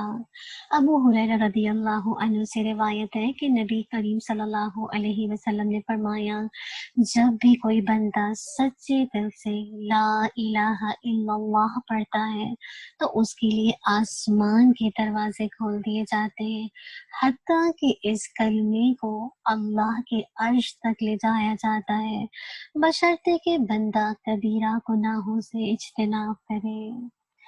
سبحان اللہ۔ اب دیکھیے رمضان کا مہینہ ہے نا، اور جنت کے دروازے بھی کھلے، آسمان کے دروازے بھی کھلے، یاد رکھیے۔ اور اس کلمے کو اللہ کے عرش تک لے جایا جاتا ہے نا، وہ کب ہوگا؟ جب میں اور آپ کبیرہ گناہ سے اجتناب کریں گے، تو یہ چیز انشاءاللہ آپ کو جنت پہ لے کے چلی جائے گی۔ اس کے بارے میں یہ بھی آتا ہے، جو 4 کلمات ہیں نا وہ اللہ کے یہاں بہت پسندیدہ ہے۔ سمرہ بن جندب رضی اللہ عنہ سے مروی ہے کہ نبی کریم صلی اللہ علیہ وسلم نے فرمایا، 4 کلمات اللہ کے یہاں بہت پسندیدہ ہے، سبحان اللہ، الحمد للہ، لا الہ الا اللہ اور اللہ اکبر۔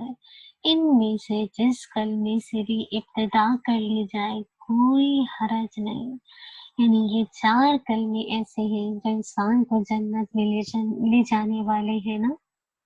اسی طرح یہ بھی آتا ہے، انس رضی اللہ عنہ سے روایت ہے کہ نبی صلی اللہ علیہ وسلم نے فرمایا، یقیناً سبحان اللہ والحمد للہ ولا الہ الا اللہ واللہ اکبر کلمات کا پڑھنا گناہوں کو اس طرح جھاڑ دیتا ہے جس طرح درخت موسم خزاں میں اپنے پتے جھاڑ دیتا ہے۔ سبحان اللہ۔ اور جب گناہ جھڑ گئے تو کہاں داخلہ ملے گا؟ سچ بتائیے، اللہ کی رحمت میں نا۔ ام ہانی کہتی ہے کہ ایک دن رسول اللہ صلی اللہ علیہ وسلم میرے پاس سے گزرے تو میں نے عرض کیا، اللہ کے رسول، میں بوڑھی اور کمزور ہو گئی ہوں، لہٰذا مجھے کوئی ایسا عمل بتائیے جو میں بیٹھی بیٹھی کرتی رہوں۔ آپ صلی اللہ علیہ وسلم نے فرمایا، 100 مرتبہ سبحان اللہ پڑھ، اس کے بدلے تجھے اولاد اسماعیل سے 100 گردنیں آزاد کرنے کا ثواب ملے گا۔ 100 مرتبہ الحمدللہ پڑھ تو اس کے بدلے تجھے 100 تیار گھوڑے اللہ کی راہ میں دینے کا ثواب ملے گا، اور 100 مرتبہ اللہ اکبر کہہ تو جو اس کے عوض 100 قلادہ پہنائی گئی، قربانی کے لیے تیار کی ہوئی قبول کی گئی اونٹنیوں کے برابر ثواب ملے گا، اور 100 مرتبہ لا الہ الا اللہ پڑھ۔ ابن خلف یعنی راوی کہتے ہیں کہ میرا خیال ہے کہ آپ صلی اللہ علیہ وسلم نے فرمایا کہ 100 مرتبہ مذکورہ کلمہ پڑھنا زمین اور آسمان کے درمیان خلا کو اجر و ثواب سے بھر دے گا، اور اس دن کسی کا عمل بڑا نہیں ہوگا مگر اس شخص کا جو تیرے جیسا عمل کرے۔ اللہ اکبر، کتنا بڑا عمل ہے! یہ اعمال ہیں جو مجھے اور آپ کو جنت میں لے کر جائیں گے۔ اللہ کی نبی صلی اللہ علیہ وسلم نے ارشاد فرمایا، 2 کلمے ایسے ہیں جو زبان پر یعنی ادائیگی میں آسان لیکن ترازو میں بہت بھاری ہیں، اللہ تعالیٰ کو وہ بہت زیادہ پسند ہے، اور وہ کلمات کیا ہیں؟ سبحان اللہ و بحمدہ، سبحان اللہ العظیم۔ عبداللہ بن عمر رضی اللہ عنہما سے روایت ہے کہ نبی صلی اللہ علیہ وسلم نے ارشاد فرمایا، جس شخص نے سبحان اللہ و بحمدہ پڑھا اس کے لیے جنت میں کھجور کا ایک درخت لگا دیا جاتا ہے۔ اب آپ کی مرضی ہے، میں اور آپ جتنے چاہیں کھجور کے درخت لگا دیں۔ اور ایک روایت میں یہ بھی آتا ہے ابو ہریرہ رضی اللہ عنہ سے کہ نبی کریم صلی اللہ علیہ وسلم نے فرمایا، جس نے ایک دن میں 100 مرتبہ سبحان اللہ و بحمدہ پڑھا اس کے صغیرہ گناہ معاف کر دیے جائیں گے اگرچہ وہ سمندر کی جھاگ کے برابر ہوں۔ سوچیں پھر کہاں جائیں گے؟ جب گناہ معاف ہو جائیں گے تو اللہ کی رحمت میں جائیں گے۔ اگلا عمل کیا ہے؟ اجر و ثواب کو کئی گنا تک بڑھا دینے والا ذکر۔ ام المؤمنین جبیر رضی اللہ عنہا بیان کرتی ہیں کہ نبی صلی اللہ علیہ وسلم فجر کی نماز کے لیے نکلے تو وہ نماز کی جگہ پر بیٹھی تھی۔ پھر آپ صلی اللہ علیہ وسلم چانچ کے وقت واپس تشریف لائے تو دیکھا کہ جویریہ ابھی تک بیٹھی ہوئی ہیں۔ آپ صلی اللہ علیہ وسلم نے دریافت کیا، اے جویریہ، جب سے میں مسجد گیا تھا تم اسی حالت میں بیٹھی ذکر کر رہی ہو؟ انہوں نے کہا ہاں۔ تب نبی صلی اللہ علیہ وسلم نے ارشاد فرمایا، میں نے تمہاری بات 4 کلمے 3 بار ایسے کہی کہ اگر ان کا وزن تمہارے آج کے سارے دن کے ذکر اور وظیفے سے کیا جائے تو وہ 4 کلمے بھاری ہو جائے، اور وہ کلمات یہ ہیں، سبحان اللہ و بحمدہ عدد خلقہ ورضا نفسہ وزینت عرشہ ومداد کلماتہ۔ میں اللہ کی مخلوق کی تعداد کے برابر، اس کے راضی ہونے تک، اس کے عرش کے وزن کے برابر، اور اس کے کلمات کو تحریر کرنے کے لیے جتنی روشنی درکار ہے اس مقدار کے برابر اللہ کی حمد کے ساتھ اس کی تسبیح کرتا ہوں۔ اور آج کا آخری عمل کیا ہے؟ لا حول ولا قوت الا باللہ، جنت کا خزانہ۔ ابو موسیٰ رضی اللہ عنہ سے مروی ہے کہ نبی صلی اللہ علیہ وسلم نے ان کو فرمایا، لا حول ولا قوت الا باللہ پڑھا کرو، یقیناً یہ کلمات جنت کے خزانوں میں سے ایک خزانہ ہے۔ اللہ تعالیٰ مجھے اور آپ کو اس خزانے سے فائدہ لینے والا بنا دے اور بہترین انداز سے ان اذکار کو کرنے والا بنا دے۔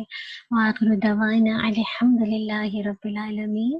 سبحانک اللہم و بحمدک، نشہد ان لا الہ الا انت، نستغفرک و نتوب الیک۔ سبحان ربک رب العزت عما یصفون والسلام علی المرسلین والحمد للہ رب العالمین۔ جزاک اللہ خیر، بارک اللہ فیک۔ اگر آپ میں سے کوئی بہن شیئر کرنا چاہتے ہیں تو پلیز اپنا ہینڈ ریز کر دیجیے۔ السلام علیکم ورحمۃ اللہ وبرکاتہ۔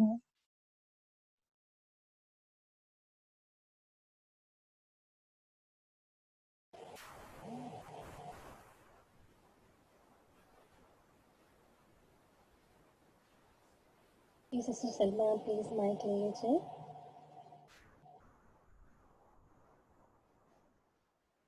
ہلو، جی السلام السلام علیکم۔ علیکم ورحمۃ اللہ وبرکاتہ۔ وعلیکم السلام ورحمۃ اللہ وبرکاتہ۔ جزاک اللہ خیر سسٹر فاطمہ، تعریف نہیں ہے یہ، اور آپ نے کہا تھا تعریف نہ کرو، لیکن میں کہے بغیر نہیں رہ سکتی۔ واقعی میں اتنا اچھا لگ رہا ہے کہ بس آنسو آ جاتے ہیں کہ ہم کتنے فارچونیٹ ہیں، اور ہمیں ایسا تزکیہ کرنے کا اور ایسا ساری چیزیں پتہ ہونے کے باوجود اندازہ ہی نہیں تھا اور نہ راستہ پتہ تھا۔ آپ نے اتنا اچھا ہمیں ٹریک پہ لگایا ہے نا، کہ مجھے شروع میں رمضان میں اپنی ایک کنفیشن کرنا چاہتی ہوں کہ بہت مشکل ہو رہا تھا اپنا غصہ اور اپنی چیزیں، ابھی بھی ایسا نہیں ہے کہ ختم ہو گیا، لیکن پتہ نہیں اللہ کا پتہ نہیں کیا کرم ہو گیا کہ پچھلے کچھ دنوں سے جو ہے میں برابر بس روتی رہتی تھی اور دعا کرتی تھی کہ اللہ پاک، میں تو روزانہ کوشش کرتی ہوں پورا دن کرتے کرتے کرتے آخر میں آ کے ایک کچھ نہ کچھ ایسا کرتی ہوں کہ سب پانی پھر جاتا ہے، اور مجھ سے ہو ہی نہیں رہا تھا۔ لیکن پتہ نہیں اللہ نے ابھی کیسے کس دن میری ٹوٹی پھوٹی زبان سے کچھ سن لیا، مجھے اتنی تسلی آ گئی کہ مجھے اتنا اپنے اندر جو ہے نا، اور افشا سے میں ایک بات کہوں گی کہ افشا نے مجھے دعا تھی، افشا نے کہا تھا ہم دونوں مل کے یاد کرتے ہیں، چلیں آپ مجھے بھیجیے گا، تو میں نے یاد کی، وہ مجھے یاد ہو گئی، پھر میں پتہ نہیں کیسے میرے دماغ، اور چھوٹی سی دعا ہے وہ، پھر نکل گئی، پھر میں نے کہا نہیں، جب تک مجھے پکی نہیں ہوگی میں افشا کو نہیں بھیجوں گی۔ اس دعا نے جو ہے وہ مجھے اتنا فائدہ دیا ہے الحمدللہ، اور باقی جو بھی اذکار ہیں ٹوٹے پھوٹے ہمیں جو بھی الفاظ آتے ہیں، تو جزاک اللہ خیر بہت ہی زیادہ مطلب ویزیبلی مجھے اپنے اندر فرق لگ رہا ہے. الحمدللہ اور الحمدللہ. مطلب میرا اتنا زیادہ ٹیمپر لوز ہو جاتا تھا اور میں بہت ساری چیزیں جو ہے نا سہ نہیں پاتی تھی اور ایسا لگتا تھا کہ بس ہو گیا، بس اب اس سے آگے نہیں ہو سکتا. لیکن وہ چیز جو ہے نا پتہ نہیں اللہ تعالیٰ نے ایسے صبر یا قرار یا پتہ نہیں کیا دیا ہے، یا قدرتی، یقین کریں کہ مجھے خود ہی یقین نہیں آ رہا. الحمدللہ. اور جزاک اللہ خیر، مطلب میں بتا نہیں سکتی. اور ایک چیز میں یہ تھا کہ میں نے نا اپنے پیچھے بیک ہوم میں بہت میرا دل تڑپتا تھا کہ کسی طرح سن لیں یہ لوگ بھی. وہ تو بہت کوشش کی، کچھ لوگوں نے سنا، کچھ لوگوں کو میں نے ریکارڈنگ بھیجی، تو وہ کیونکہ وہ بڑی فائلز ہوتی ہیں، بڑا پورے دن مطلب اتنے گھنٹے کی ریکارڈنگ، تو ان کے فونوں میں جگہ نہیں ہوتی تھی تو وہ منع کر دیتے. جب میرے دماغ وہ چیز میری اس سے سلپ ہو گئی کہ یوٹیوب پہ بھی اویلیبل ہے، وہ میں پہلے ہی کہہ دیتی تو کتنا اچھا ہوتا. تو ابھی مجھے جب پتا چلا، اور کل میں نے ان سے کہا کہ ہمارا جو ہے نا وہ نیا شروع ہوا ہے، پلیز کر لو سیرت نبوی پہ جو ہے وہ کل اتنا اچھا لگا تھا مجھے. میں نے کہا یار کسی طرح سن لیں یہ لوگ. تو اس وقت میں جب دیکھ رہی تھی کر رہی تھی تو ایک دم سے مجھے یوٹیوب میں مامون کا وہ ٹکرایا. تو میں نے کہا ارے یہ تو اس پہ تو سارا کچھ ہے. تو میں نے ان سے کہا اب تمہیں فائل بھی نہیں ڈاؤن لوڈ کرنی پڑے گی. اچھا اب چلیں جو ہو گیا اب سے ہی شروع کر دو پہلے سے، اب تو سب کچھ اویلیبل ہے. تو میں کل وہ دیکھ رہی تھی تو انہوں نے کہا اچھا ٹھیک ہے بھیجو. تو مجھے کل وہ ملا نہیں، اس لیے میں نے جو ہے وہ میسج کیا تھا. اور جزاک اللہ خیر سسٹر نادیہ کا، ماشاء اللہ اتنا زبردست ان کا کام ہے، ماشاء اللہ سبھی کا ہے، مطلب بہت زبردست. اللہ تعالیٰ جزائے خیر دے. اب میں جیسے ہی میں نے صبح دیکھا، میں رات تک چیک کر رہی تھی، مجھے نہیں ملا تھا. تو میں اتنی خوش ہو گئی کہ میرے دل چاہ رہا تھا کہ بس کسی طرح بھیج دوں وہ، کہ چلو اب سن لو. تو دیکھیں انشاءاللہ تعالیٰ مجھے لگتا ہے بہت لوگوں کو اس سے فیض پہنچے گا. آپ کی جو ریکارڈنگ ہے نا، دورہ قرآن ختم بھی ہو گیا لیکن وہ پتہ نہیں کہاں سے کہاں تک جو ہے نا اللہ تعالیٰ پہنچائیں گے انشاءاللہ. اللہ تعالیٰ کو لوگوں کی اصلاح کا، ہم سب کی اصلاح کا ذریعہ بنا دے. بس جزاک اللہ خیر. بارک اللہ فیک. بس یہی جو ہے نا، میں نے آپ سے کہا تھا نا شروع میں تذکرے میں جو بات کی تھی، جو پہلی چیز جو ذرائع میں سے تھی وہ قرآن ہے. ہم میں سے کسی میں طاقت نہیں ہے کسی کو پیوریفائی کر سکے، نہ صرف اللہ کی ذات ہے جو میرا اور آپ کا تزکیہ کرتی ہے، اور اس کے لیے اس نے مجھے آپ کو مینز دی ہے نا. ہم میں سے ہر کوئی ہدایت کی طرف بلا سکتا ہے لیکن ہدایت یا تزکیہ کر نہیں سکتا نا. اللہ تعالیٰ سے جیسے آپ نے دعا مانگی نا، جیسے وہی باتیں آپ کو تو ہم نے بات کہی تھی نا، بچے کیسے اپنی ماں سے اپنی باتوں کو منوا لیتے ہیں نا. تو بس اللہ سے اپنی باتوں کو بے اپنی شک اللہ تعالیٰ غفور الرحیم ہے، بے شک بے شک. ایسے آپ بیٹھ گئی ہو نا مسلسل، تو اللہ تعالیٰ نے پھر وہی بات ہے کہ مطلب کانسٹنٹ ہی عمل ہے کہ انسان اللہ سے دعا کرتا رہے انشاءاللہ. بس گریں گے پڑھیں گے چلیں گے، بس یہ چلتے کہ وہ رہیں. قائم رہے، اللہ تعالیٰ جو ہے نا اسے بڑھائے، اسے واپس نہ لوٹ جاؤں میں برائی کی طرف واپس. آمین. بس اللہ تعالیٰ استقامت دے. بارک اللہ فیک. سسٹر مدیحہ پلیز آپ لے لیجیے. جی السلام علیکم ورحمۃ اللہ وبرکاتہ. وعلیکم السلام ورحمۃ اللہ وبرکاتہ. جی جو سسٹر سلمیٰ نے کہا نا اصل میں تو وہ یہی بات ہے کہ قرآن شفا ہے نا. اصل میں دورہ قرآن کیا ہے نا ہم نے ابھی، تو جو دورہ قرآن میں جو خوبصورتی اور جو فریشنس ملتی ہے نا، سبحان اللہ، ہر سال کرنے کی چیز ہے نا. جیسے ریویو ہے نا قرآن کا، جو سنت نبی صلی اللہ علیہ وسلم کی. تو اصل بات یہ ہے کہ قال اللہ اور قال رسول اللہ، ان دونوں چیزوں سے جو ہے نا انسان کا تزکیہ ہوتا ہے نا. جیسے آج بھی ہم نے ذرائع میں پڑھا، اور پھر پاکیزہ لوگوں کی باتیں صحبت یہ بھی پڑھا. تو یہ سب چیزیں اصل میں ہمیں مل رہی نا. جیسے کل بھی ہم نے روح کی غذا کی بات کی تھی، تو اس وجہ سے الحمدللہ فائدہ ہوتا ہے، سکون ملتا ہے، اور سکون کی وجہ سے پھر غصہ بھی ٹھنڈا ہوتا ہے نا. باقی یہ کہ غصے کے معاملے میں نا ایک چیز ضرور اور ہمیں دیکھنی چاہیے کہ سم ٹائم غصہ جو ہوتا ہے نا وہ ہماری اسٹریس کی وجہ سے بھی ہوتا ہے. تو اگر بہت زیادہ غصہ آ رہا ہے نا تو دیکھیں کہ کہیں پیچھے بہت زیادہ اسٹریس تو جمع نہیں ہو رہا، جس کو ہم چینلائز نہیں کر پا رہے، جس کو ہم ہینڈل نہیں کر پا رہے. سم ٹائمس ہم ڈسٹرب ہوتے ہیں کسی اور بات کے اوپر لیکن وہ نکلتا کہیں اور ہے نا. جیسے کچھ لوگ تو رونے بیٹھ جاتے ہیں، لیکن کچھ لوگوں کی نیچر، جیسے میری نیچر ایسی ہے کہ میں رونے نہیں بیٹھتی لیکن مجھے غصہ آ جاتا ہے وہ کہیں اور نکل جاتا ہے. तो ये है कि जो है उसको ज़रा सा चेक करना चाहिए कि क्या चीज़ हमें डिस्टर्ब कर रही है ना, क्या चीज़ हम हैंडल नहीं कर पा रहे हैं ना। तो अल्हम्दुलिल्लाह इस चीज़ से हेल्प होती है ना जब हम थोड़ा-सा सोचते हैं ना। बाकी ये कि तज़किये का बहुत अच्छा अल्हम्दुलिल्लाह समझ में आ रहा है, और जो अखलाक का माना आपने बताया ना, तो वो बहुत अच्छे से समझ आया अल्हम्दुलिल्लाह। और मैं सोच रही थी कि कितनी सही बात आपने की है ना कि जो ज़्यादा बातें करता है हम उसको ही खुश अखलाक कहते हैं ना।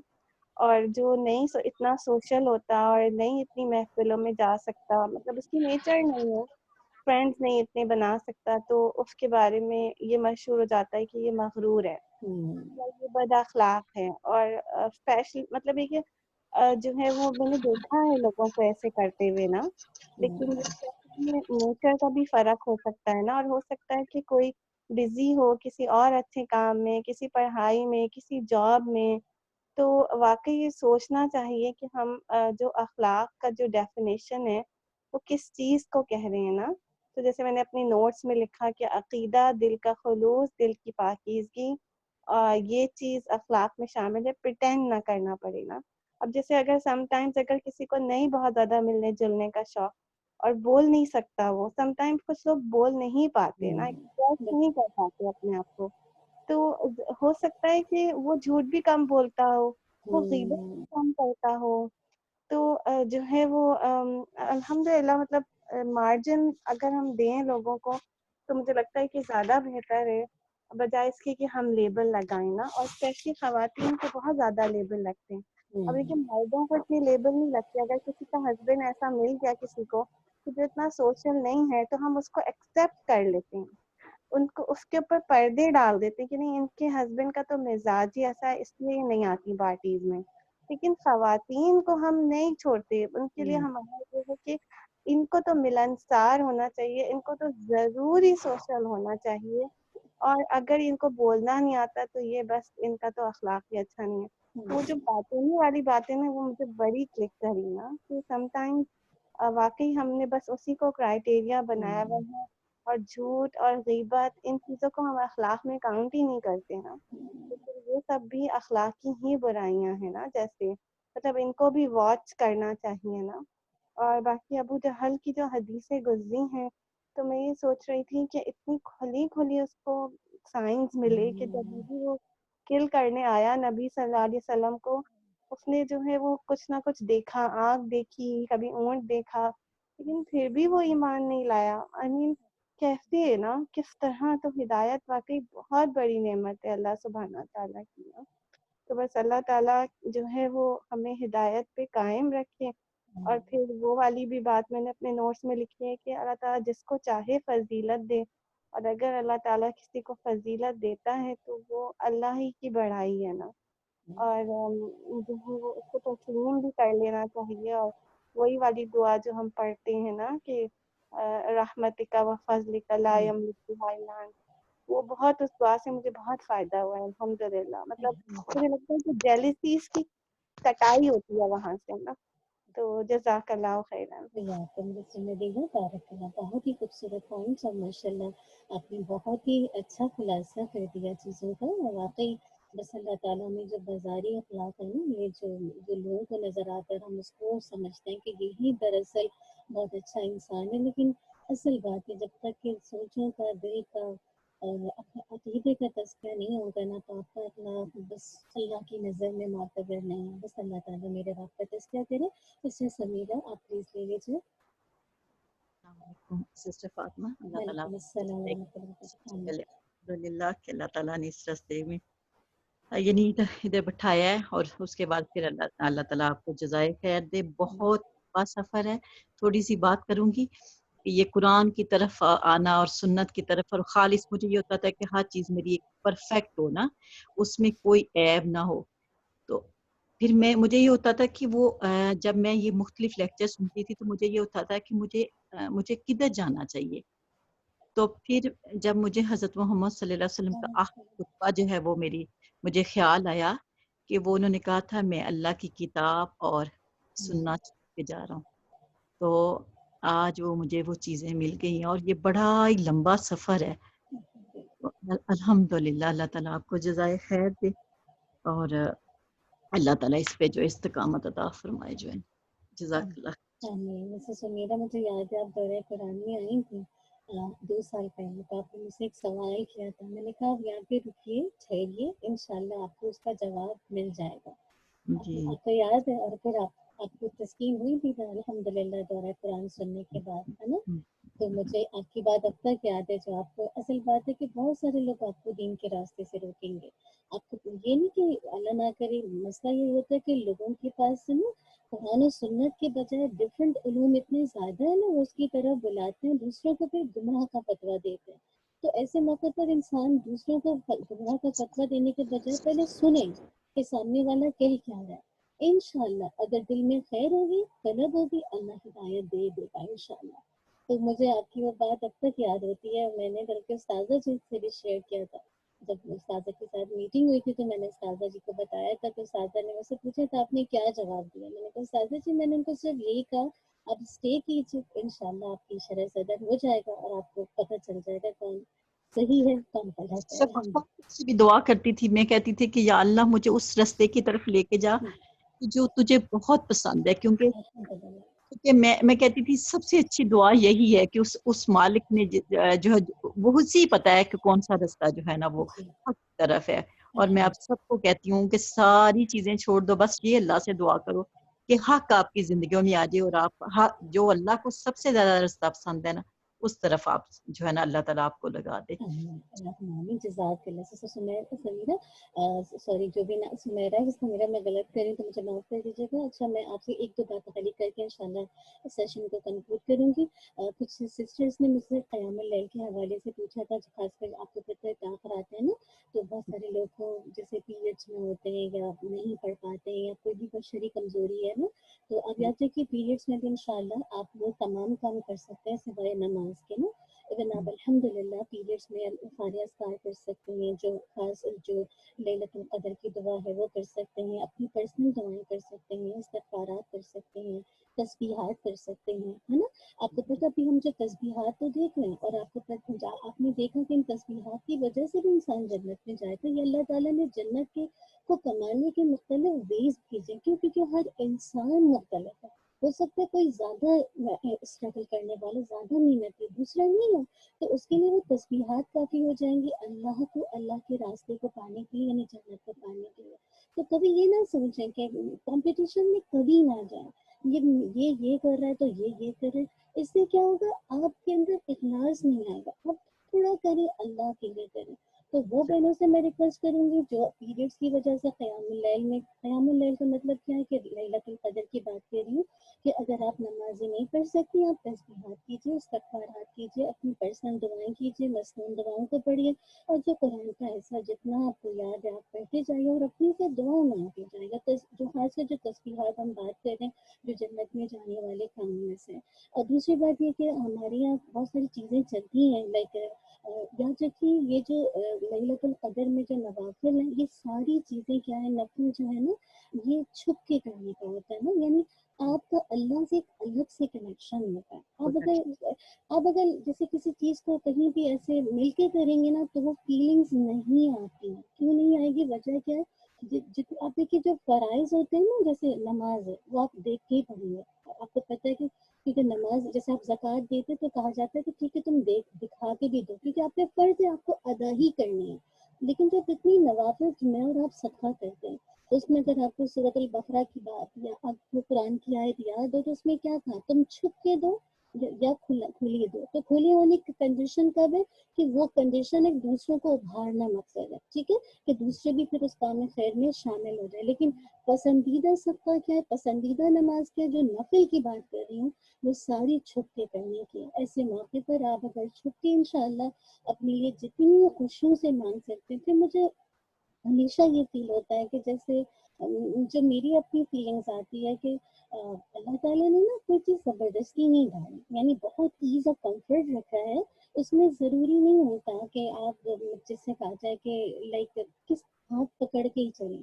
कहने का मकसद है कि बस अल्लाह के साथ अगर कनेक्शन क्यों गया, मुराद है कि अल्लाह ताला हमें थामे, मुराद है कि मतलब मुझे ये लगता है कि हम اپنے طور پر بیسیکلی تنہائی میں کچھ دیر اللہ کے پاس بیٹھیں، اللہ سے باتیں کریں. آپ گھروں میں تراویح کا اہتمام کر رہے ہوں گے، پوری رات آپ کے لیے جاگنا مست نہیں ہے، نہ ہی یہ سنت طریقہ ہے. بیسٹ طریقہ تو یہ کہ آپ تراویح پڑھ کے تھوڑی دیر سو جائیں، پھر تھوڑا سا آخری جو حصہ ہے اس میں اٹھ کر اللہ تعالیٰ سے مانگیں. اور آپ کا یہ سونا صرف اس نیت سے تاکہ میں جو بات کی عبادت ہے اللہ اس کو بہتر انداز سے کر سکوں، سنت کے مطابق عمل کر سکوں. آپ کا سونا عبادت اور آپ کی جو نیتیں ہیں نا وہ اللہ تعالیٰ کو پتہ، آپ کی جو دعائیں ہیں نا وہ اللہ تعالیٰ کو پتہ. اگر آپ نہیں بھی مانگیں گے، آپ کو پتہ ہے وہ حدیث کا مفہوم یاد آتا ہے نا کہ ایک شخص جو مسلسل اللہ کے کاموں میں لگا رہتا ہے اس کو اس کے دل میں بہت آرزو ہیں، بہت زیادہ اس کی خواہشات ہیں جو وہ اللہ سے مانگنا چاہتے ہیں لیکن اس کو وقت ہی نہیں ملتا.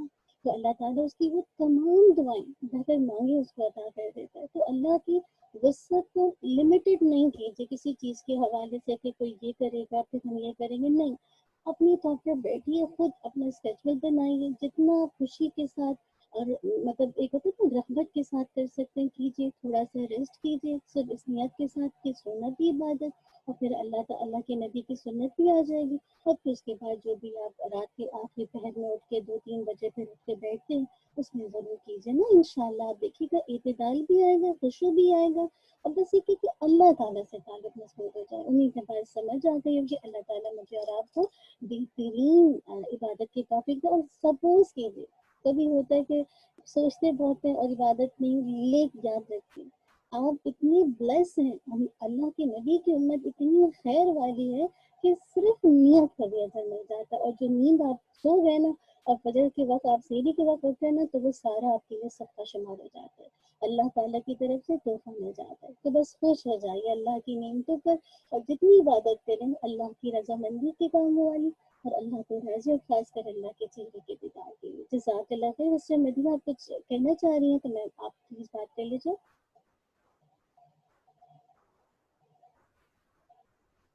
چلیے میرے خیال سے ایسی سسٹر مدیہ کا ہاں جی سے جزاک اللہ خیرا کثیرا بارک اللہ فیک وآخر دعوانا الحمد للہ رب العالمین سبحانک اللہم وبحمدک نشہد ان لا الہ الا انت نستغفرک ونتوب الیک سبحان ربک رب العزت عما یصفون وسلام علی المرسلین والحمد للہ رب العالمین.